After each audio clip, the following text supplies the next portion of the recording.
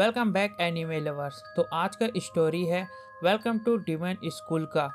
तो इस स्टोरी की शुरुआत करने से पहले एक छोटा सा डिस्क्लेमर। इस एनीमे का मेन कैरेक्टर इरुमा सुजुकी है, जो मात्र 14 साल का एक बच्चा है और इसके माँ बाप एक नंबर के आलसी व नकारा है, जिस कारण से इरुमा अपने जीवन जीने के लिए 14 साल की उम्र से ही काम करके अपने पेट भरता है। तभी अचानक इरुमा के साथ एक चमत्कार होता है और वह अचानक डीमन की दुनिया में पहुंच जाता है। वह डीमन की दुनिया में इरुमा डीमन लॉर्ड का पोता यानी ग्रैंडसन बन जाता है। तो अब कहानी का शुरुआत होता है इरुमा से, जो जहाज में टूना मछलियों का देखभाल करता रहता है, क्योंकि यह समुद्र की लहरों के कारण सभी रखी मछलियां अपनी जगह से इधर उधर गिरते रहते थे। यह इरुमा मछलियों का देखभाल करता रहता है। तभी अचानक यह टूना मछलियां इरुमा की तरफ गिरने लगते हैं। वह उससे बाल बाल बचता रहता है। अचानक इरुमा की तरफ गिरना बंद कर देते हैं और वह एक जगह रुक जाते हैं और यह इरुमा अपने आप को लाल अंधेरे में बंधा हुआ पाता है। तभी यह हमें एक डीमन को दिखाया जाता है जो इरुमा को खरीद लिया था। वह डीमन इरुमा को अपने साथ ले जाता है। वह इरुमा उस डीमन को पूछता है, आखिर तुम मुझे कहाँ ले जा रहे हो? जिससे डीमन बताता है कि मैं तुम्हें पाताल लोक ले जा रहा हूँ, जहाँ डीमन की दुनिया है। इरुमा पूछता है कि आप मुझे वहाँ किस कारण ले जा रहे हैं? जिससे यह डीमन बोलता है, मेरा नाम है सेलेमिन। साथ ही इरुमा को बताता है कि तुम्हारे माँ बाप ने तुम्हारी आत्मा को मुझे बेच दिया है इरुमा। जिससे इरुमा बोलता है, आखिर वो ऐसा कैसे कर सकते हैं? वह इरुमा मन में सोचता रहता है, शायद वो ऐसा कर सकते हैं क्योंकि वो एक नंबर के आलसी व नकारा है।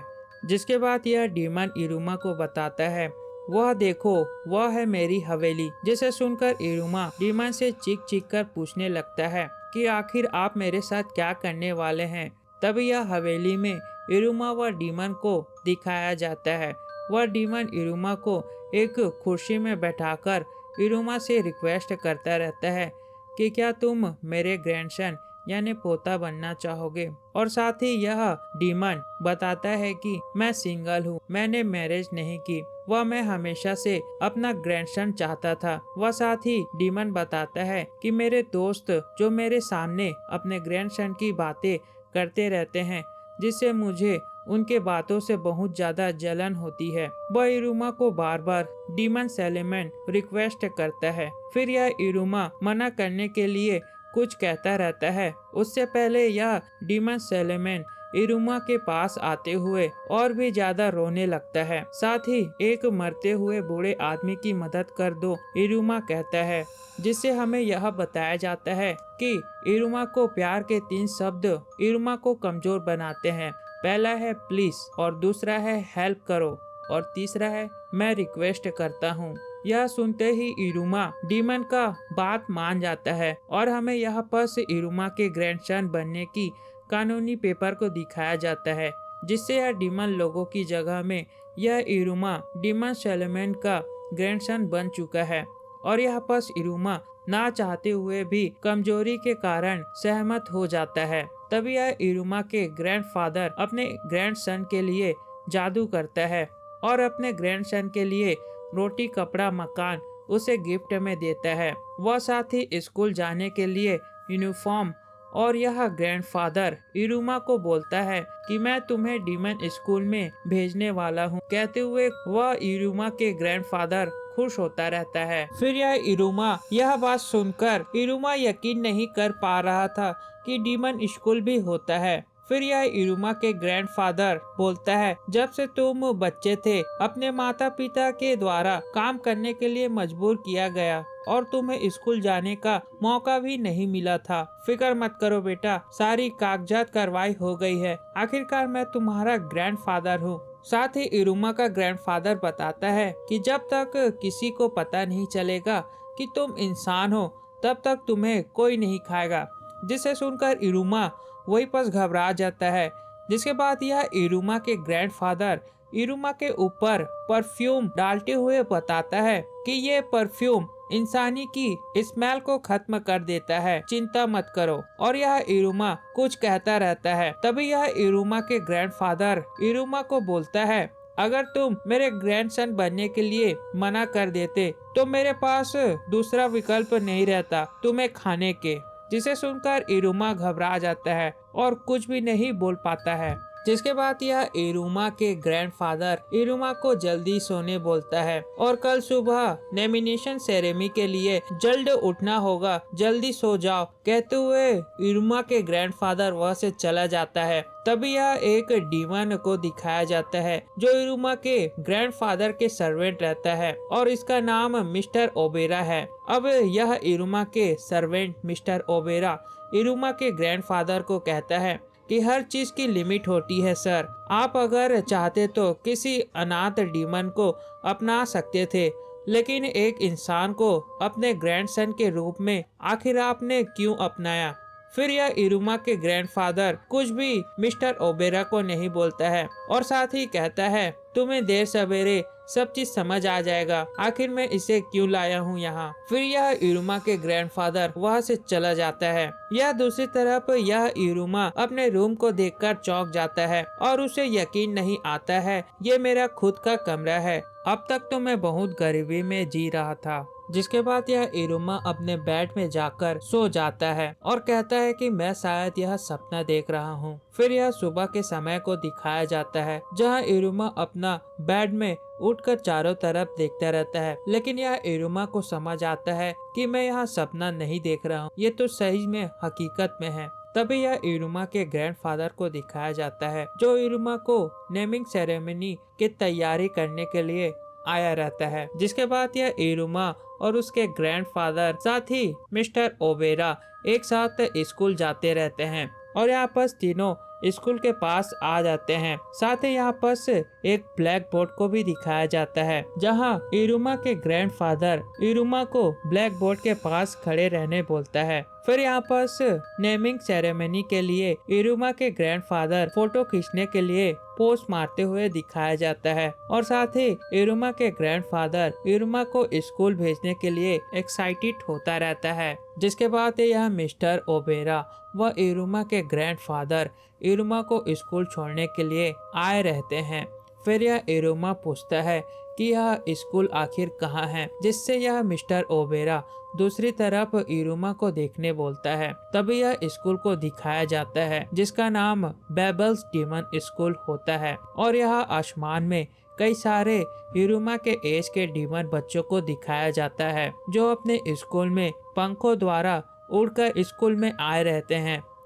यह सब देखकर इरुमा भी चौंक जाता है। जिसके बाद यह इरुमा के ग्रैंडफादर इरुमा को स्कूल जाने बोलता है और यह इरुमा धीरे धीरे स्कूल की तरफ आगे बढ़ता रहता है। तभी अचानक यह स्कूल के गेट में खड़े सीनियर इरुमा को रुकने बोलते हैं, जिससे इरुमा यह सुनकर डर जाता है और वहीं पर रुक जाता है।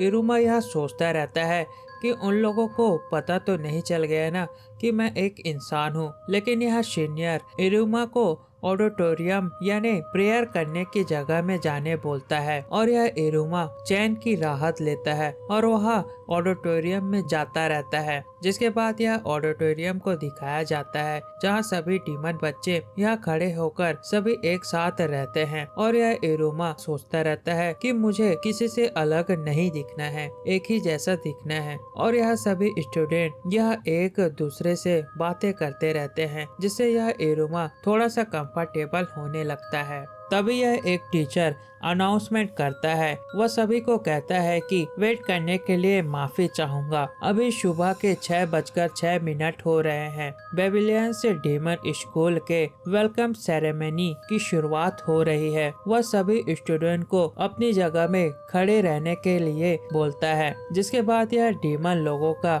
प्रेयर होने लगता है। वह प्रेयर में यह इंसान हमारा भोजन है, यह सुनकर इरुमा वहाँ पर डर के मारे सफेद हो जाता है। कुछ समय बाद यह प्रेयर खत्म हो जाता है। फिर यह अनाउंसमेंट कहता है कि यहाँ के प्रिंसिपल आप लोगों से कुछ कहेंगे। तभी यह इरुमा के ग्रैंडफादर को दिखाया जाता है जो कि यह स्कूल का प्रिंसिपल होता है। वह इरुमा के ग्रैंडफादर स्टेज में अपने पोते इरुमा को चिल्लाता रहता है, जिसे सुनकर इरुमा डर के मारे छुपता रहता है।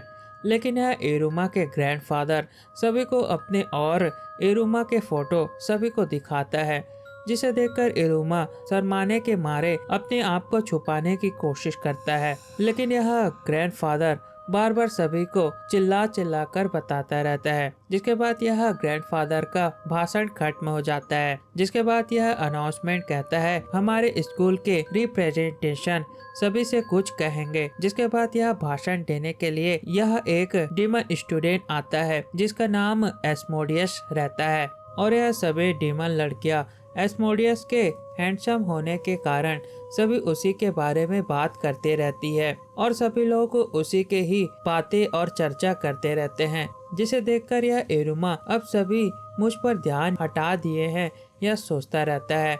वह राहत की सांस लेता है। तभी यह अनाउंसमेंट होता है कि एस्मोडियस के जगह स्पीच देंगे हमारे ऑनर स्टूडेंट इरुमा।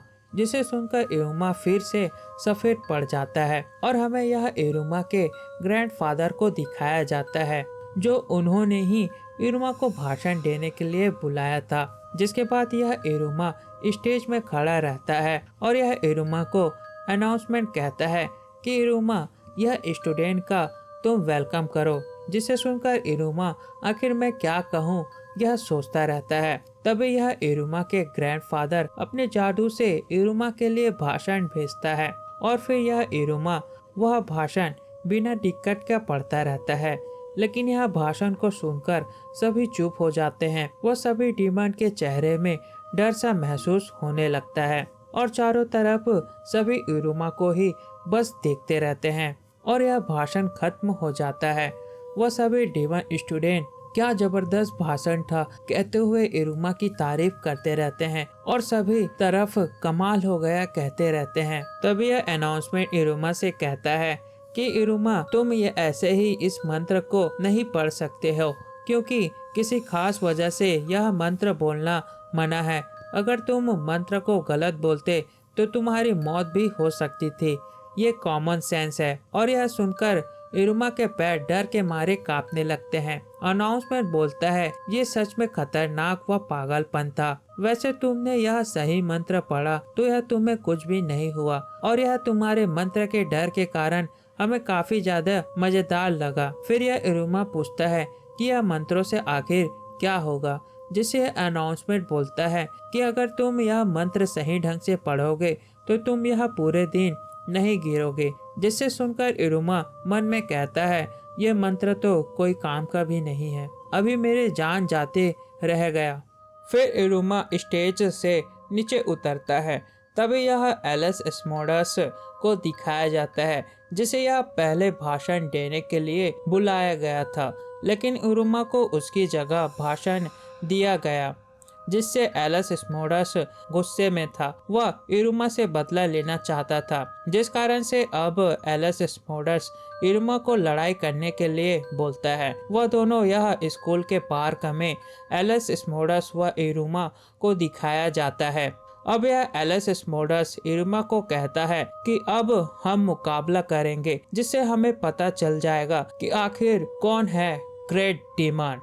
जिसके बाद यह एलिस एस्मोडस इरुमा की तरफ लगातार आग से हमला करता रहता है और सभी लोग लड़ाई का मजा लेते रहते हैं। यह एलिस एस्मोडस इरुमा के ऊपर हमला कर रहा था, लेकिन यह इरुमा एलिस एस्मोडस के हर वार से आसानी से आराम से बचता रहता था। जिसे देखकर एलिस एस्मोडस हैरान हो जाता है और यह एलिस एस्मोडस हमला करके थक जाता है। फिर भी इरुमा को कुछ भी नहीं हुआ रहता है और हमें बताया जाता है कि यह इरुमा के किस्मत ने कभी भी उसका साथ नहीं दिया है, क्योंकि अपने आलसी माता पिता के कारण उसने कई खतरनाक स्थितियों का सामना खुद किया है, जिनसे वो बच निकलता है और उसमें माहिर भी हो गया है। यह इरुमा किसी के ऊपर हमला तो नहीं कर सकता, लेकिन वो खुद की रक्षा जरूर कर सकता है। अगर हम इसको एक नाम दे तो ये है जबरदस्त संकट से बचने की क्षमता, जो इरुमा का एक और खूबी होता है। जिसके बाद यह इरुमा एलिस एस्मोडस से माफी मांगता रहता है, लेकिन यह सभी स्टूडेंट यही बात करते रहते हैं कि इरुमा बहुत अच्छा है। इरुमा ने एलस स्मोडस के ऊपर हमला भी नहीं किया है। वह सभी स्टूडेंट एलस स्मोडस को सभी डरपोक कहते हैं, जिससे एलस स्मोडस और भी ज़्यादा गुस्सा हो जाता है। फिर एलस स्मोडस अपनी आग वाली तलवार निकालकर इरुमा के ऊपर हमला कर देता है, लेकिन यह इरुमा बच जाता है। वह इरुमा एलस स्मोडस का हमला दूसरी तरफ कर देता है। यह एस्मोडस का हमला लड़कियों पर लगने ही वाला था, लेकिन यह इरुमा एस्मोडस को पकड़ लेता है। वह इरुमा एस्मोडस के साथ गिरने ही वाला था, लेकिन जो इरुमा ने असेंबली में जो मंत्र पढ़ा था जिससे इरुमा आज नहीं गिरेगा, उसका जादू चल जाता है और यह इरुमा गिरने की जगह पकड़ने के कारण उसे उठाकर पटक देता है, जिससे सभी को यही लगता है कि इरुमा ने एस्मोडस को आराम से हरा दिया है। वह सभी स्टूडेंट खुश हो जाते हैं। वह कमाल का लड़ाई था कहते रहते हैं। फिर यही खबर अखबारों में भी छप जाता है और यह फ्रंट पेज में भी आया रहता। यह फिर प्रिंसिपल के ऑफिस को दिखाया जाता है, जहां इरुमा भी यही लड़ाई से परेशान रहता है और उसके बारे में सोचता रहता है। तभी यह एस्मोडस इरुमा के पास आता है और एस्मोडस इरुमा के सामने झुक जाता है और कहता है कि आपने मुझे मुकाबले में हरा दिया सर, और आपने मुझे हॉस्पिटल भी ले गए। वह बताता है कि डीमन लॉ के मुताबिक लड़ाई में हारने वाले जीतने वाले के गुलामी करता है, इसलिए मैं अपने आप को मैं हवाले करने वाला हूँ और हम मिलकर स्कूल पर राज करेंगे सर, यह इरुमा को कहता है। जिसे सुनकर इरुमा चौंक जाता है और इरुमा के ग्रैंडफादर खुश होता रहता है। और यहीं पास हमारा पहला एपिसोड खत्म होता है। तो आप लोगों को पहला एपिसोड कैसा लगा प्लीज़ कमेंट करके बताना, और दूसरा एपिसोड देखना है तो इस चैनल को सब्सक्राइब करो, लाइक करो, और तब तक ले bye bye. Thanks for watching.